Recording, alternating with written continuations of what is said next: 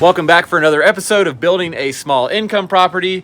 Today's episode's a little different because Jason and I were here while drywall was going in the house, and Jamie and Arlo were on the job doing random things we normally don't film. That's a lot of ideas getting thrown around. It is. Dude. Oh and my gosh. they filmed it all. So we're going to put a video out here of all the random stuff. Is it like 2 hours long? Yeah.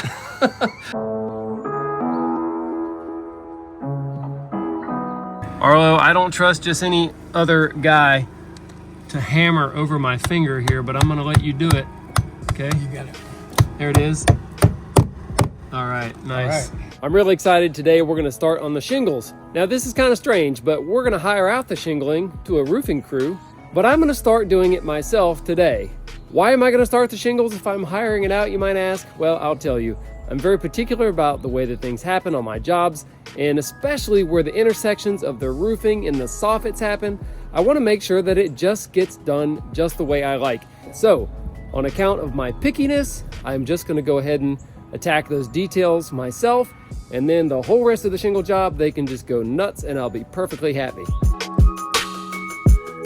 Now this is what I'm talking about with the soffits, and I've got beams here that actually just end right there out in the open, and here's the actual soffit and the fascia board. We're just gonna start working it in and layering it in, the shingles and the flashing.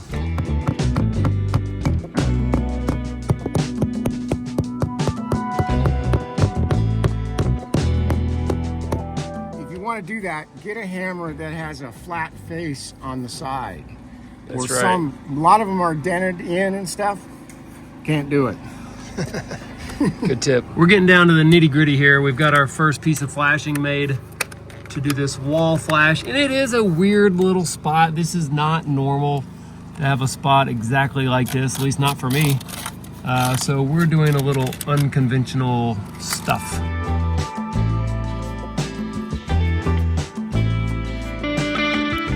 Okay, we got it filled up with Lexel, and our next little piece is gonna go over top and get wet set, we call it. And we're using the black face out because it's exposed right here. And then we're gonna switch to white face out as soon as we get under the shingle.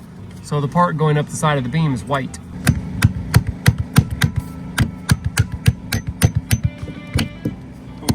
Oh man, I got in your way. I actually bumped you with the camera there. No.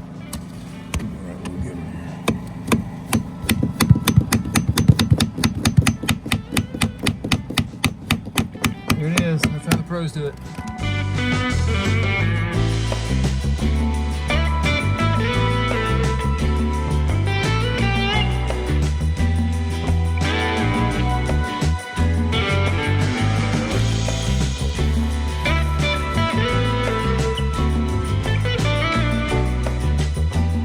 I'm putting in the last piece of shingle up under the soffit here, and you can see there's no room to nail it overhead, so I just got some Lexel. I put it under there, and I'm gonna stick it in the Lexel. You can see it right there, and just basically have the Lexel to hold it in place. With Jamie and Arlo's more complicated portions of the shingling now done, the next morning the roofers were able to show up and blow out the rest of the entire house in literally no time, not even a half a day. And that's the reason I got hired out. These guys do this day in and day out, and they are super fast and efficient. Hey, can you hear me down there? Yeah. I think this outfeed table's like 20 feet long. And I think that the zip board is the key to this. It is. It's time for me and Arlo to start prepping some of the wall material that we're going to be installing. This is going to be the same material as the floor. We're just going to plane some boards down, straight rip the edges, and then put some finish on them. They will be installed pre-finished, which should save us some time on the job site. We're going to be using my homemade track saw track here. This is made of aluminum. It's about 17 feet long. Arlo is applying some paste wax to the track to be sure that this thing will slide as smooth as possible. Also, I use this stone right here to grind off any little nibs or bumps in the track to prevent galling. We just slide it along like that, and any kind of proud part of the surface will be knocked off. That way my track doesn't wear out prematurely. Is this your old Oh sock? yeah, that's my dirty old sock. That's what I keep. Man, that's what I get Monday morning. I know, it is Monday unbelievable. morning. How about that? Well, Unbelievable. sorry about that. And I got. Did you just take that off? I'm only wearing one sock. You caught me. pretty good. Seems good.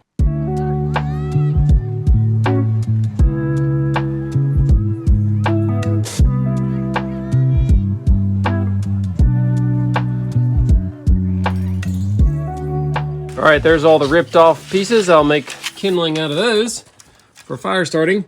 There you can see one crooked edge and the straight edge.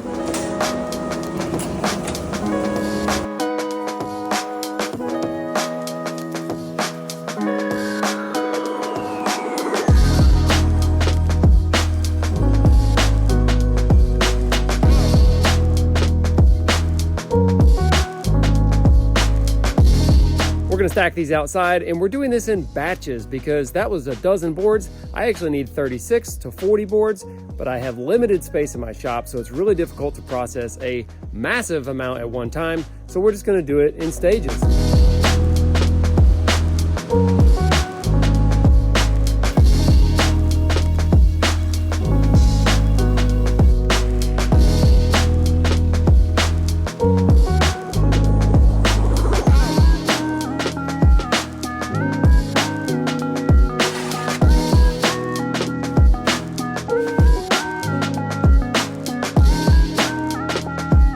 This planer can fill up a bag of sawdust this size in, I don't know, less than 5 minutes. That's a lot of bags of sawdust. This is pretty cool right here. This is a special liner made to go inside. It's rigid plastic.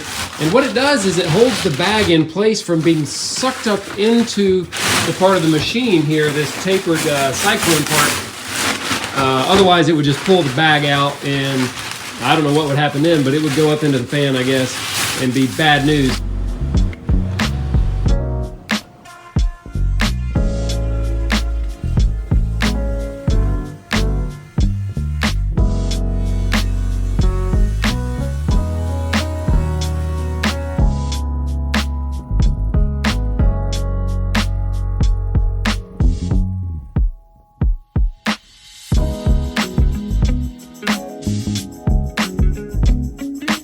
Would you look at that?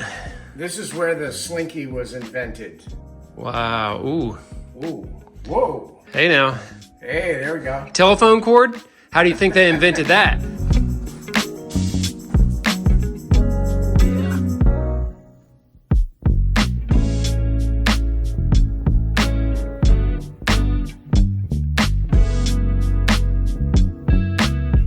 Some of these really wide boards that I'd like to put on the wall have giant gaping open knot holes.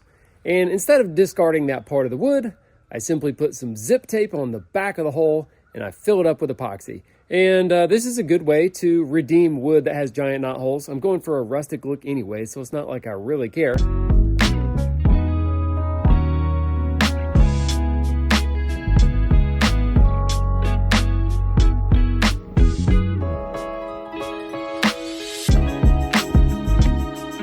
Kind of the fun part. You can see what the epoxy looks like there. It's a little bit yellowy, and I just got this black chalk. Now it doesn't take a lot. We'll just, ooh, that's plenty right there. Now watch when I stir it up.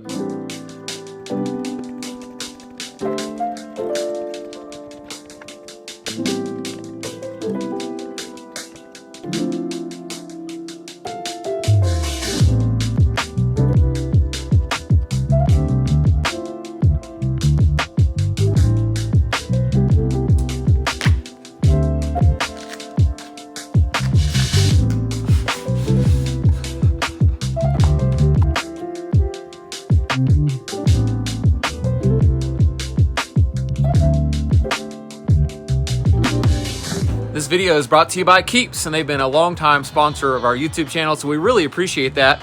And Keeps will help you to keep your hair. What a genius name that is. With Keeps, you can get your hair loss medication online. You don't have to go down to the doctor's office. You don't have to drive over to the pharmacy. And even though you don't have to see a doctor in person, you still get a personalized, clinically proven plan to help combat hair loss. And they'll deliver it right to your front door. And it's super fast and easy for me to use. I just take 1 pill per day and then drop 1 milliliters worth of solution on top of my head. Takes about 15 seconds, super easy. I wish I would have started doing it earlier, actually. It's made a huge difference for me. And one of the best parts is that Keeps cost way less money than you might expect. It's about half the cost of what you'd pay for something similar at a pharmacy. So if you're interested in keeping more of your hair in 2023, remember, hair loss stops with Keeps. So head to keeps.com/Perkins for a special offer. That's KEEPS.com/Perkins, and you'll get a special offer. There's a link in our description. Thanks again to Keeps for sponsoring our video, and let's get back to work. Well, this is exciting. Something that has never happened before in my shop. I filled up my dust collector container, which is a 35-gallon drum, I think, with one board full. One whole bag of sawdust off of one board. So that is a big monster board, 16 inches wide, 14 feet long, curly maple. Well, there's the full drum, and that's how much overfull it was. So I guess it's more than a bag.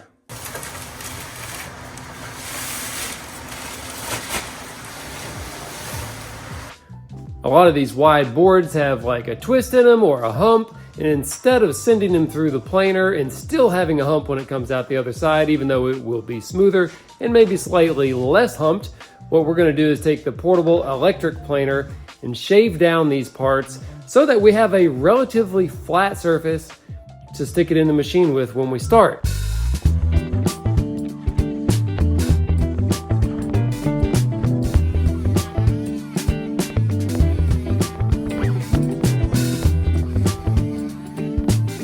Here's what it looks like after planing. You can see it's not very pretty, but it actually is more flat, and that's really what we're concerned with. And it's ready to get flipped over and sent through the big planer. You want to try to get this off here, not gum up the knives? What, the zip tape? Nah, man, let's just leave it. I think the planer will just chew that stuff up, right? It'll chew it, but won't it be stuck all over everything? I don't know. Let's just shove it through there and find out. Wow, look at that epoxy right there. That's a pretty big little bubble. Oh. Big little bubble. That's a pretty big. No, that might be. Ooh, it's still kind of gummy right there, Arlo. Oh, maybe it's just the tape. I bet you it's the sticky off the tape. Yeah, it is. Well, it doesn't come off very easy. No, I think we'll let it plane off. Yeah.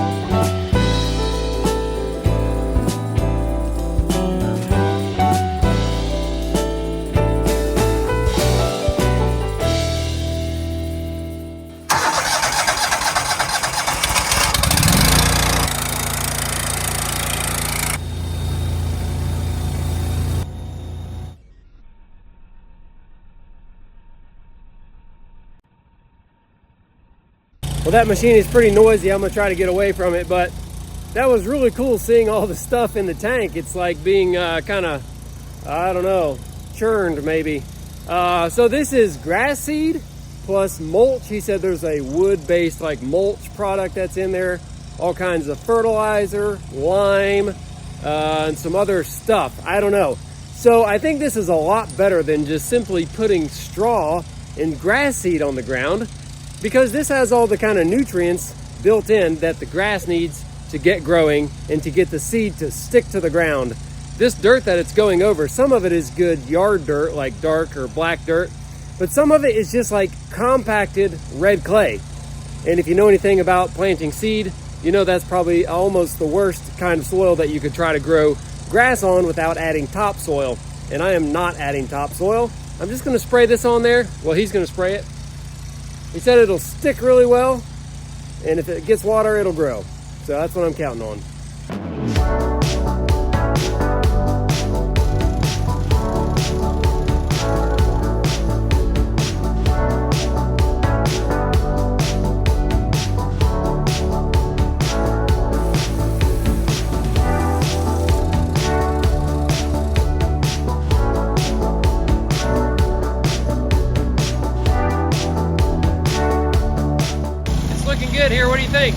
think we should try the long nozzle and see how far we can spray. Long nozzle. Let's try. Well, I like the sound of it.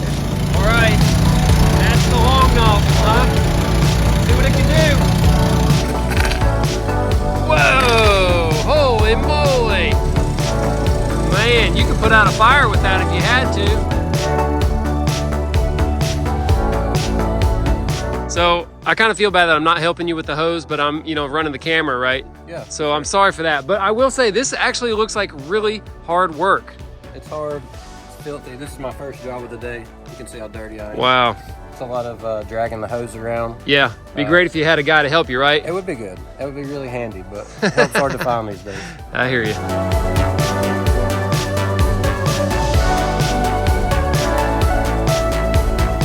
So Jaime had previously ripped to width and planed down to thickness these wide plank maple boards that will become the flooring. The next step is that grooves needed to be ripped in the back, and we're using a dado blade here on a circular saw, which is exciting. These grooves will serve a couple purposes. One is it will give somewhere for the glue to go as they're being nailed to the floor. The glue can squeeze up into these, allowing the board to go down tighter. And also it will help to prevent cupping, and that's why if you turn over any flooring board that you buy in a store, it'll have grooves on it like this on the back. And next they used a power planer to chamfer the edges of the board, and this is also for glue squeeze out. It gives a place for the glue to go instead of coming up between the boards. You may notice there's no tongue and groove on the edges of these flooring boards, and that's because we're only going to face nail them with these special cut nails you saw in a previous video that are made for flooring, and it's going to give it a really cool old look, along with the fact that these boards are so wide and up to 12 feet long.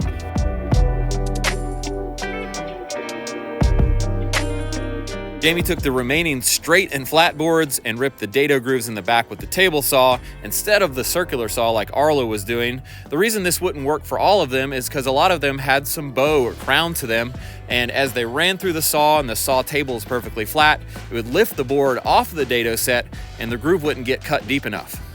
Let's check out something on the saw. It's unplugged. Now, I don't always run 3 standard 10-inch saw blades on my table saw, but when I do, it's because I don't have a dado set that's any good to put on here.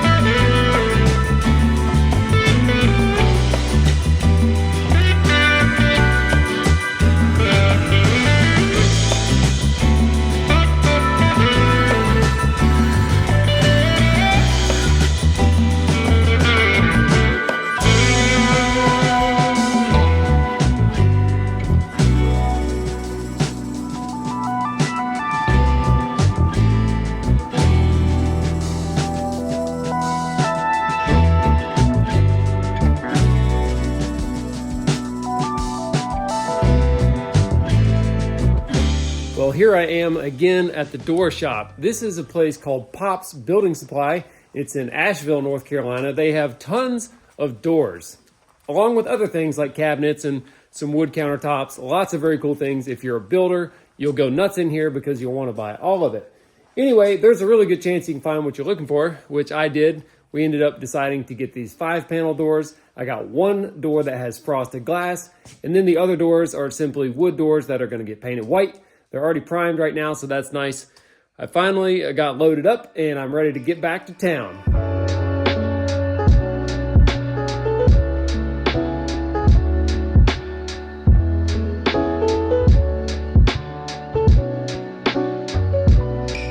Here I have the 4 boards selected to make these 4 hinge side jamb pieces. Now what some people may not realize is that it takes a board that's over thickness. This is about 1 inch or 1 1/8 inches thick, and by the time I get done with it, it will only be about 3/4 thick, but it will be perfectly straight. So we have to have extra material to waste away to find that straight board that is hidden inside of this oversized piece.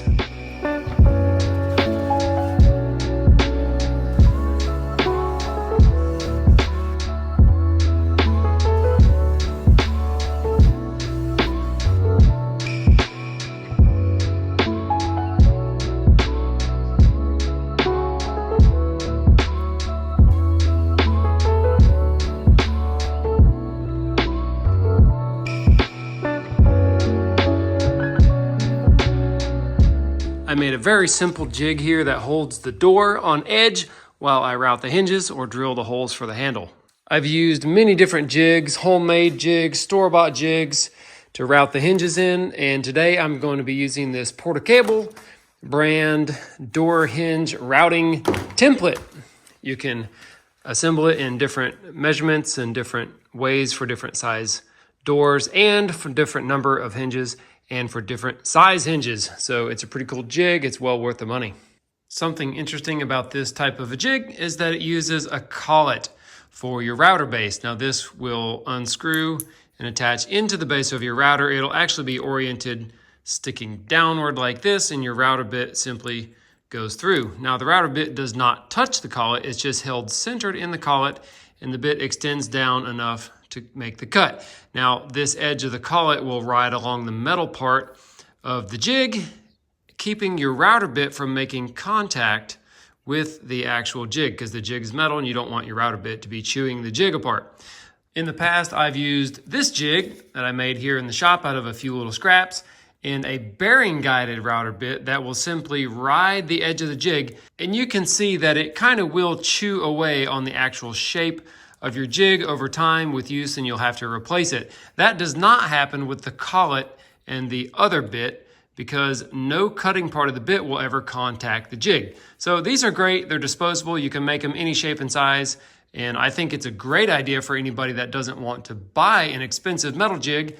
And if you mess it up, guess what? You can throw it away and make a new one. I'll go ahead and show you my one last jig here. I made this out of some scraps. These two little flexible pieces are set 1 3/8 inches apart, and this slot right here for the edge of the door mortise, where the actual like striker part goes, is centered in between the two pieces. So you slip it over the door, clamp it on with a few quick clamps, and then route out that part. It's not very pretty looking. I'm looking at it right now through the camera, and it doesn't look that beautiful, but it actually cuts a pretty good shape and size. It's a good fit, this one is. It's been around a long time. I should probably make a new one now.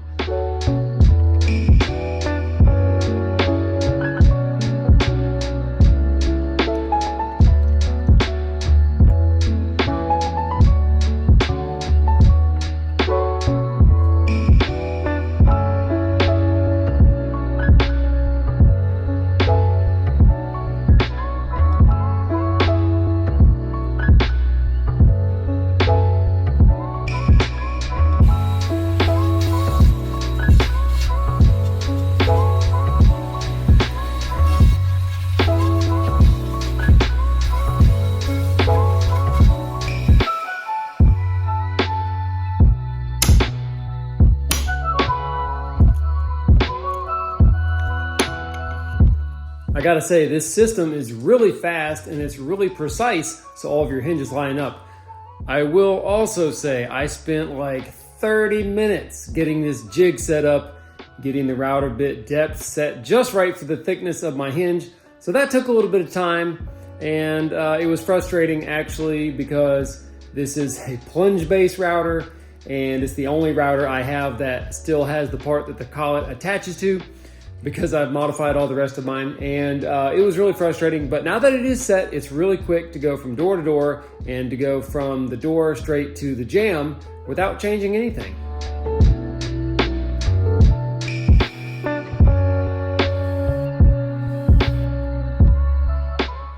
That's it for our video today, and I know it was a long one, and Jaime and Arlo have just a wealth of information they could share. They could have kept sharing, and I just cut it there. So I hope you enjoyed it. Please remember to check down in our video description below, where we have links for things that we sell, like the tool belts. We have a discounted link to TrueWork, which is the gear we wear, which is great. And there's links to some of the other companies that we work with that are great as well. Thanks for building with us. We'll see you next time.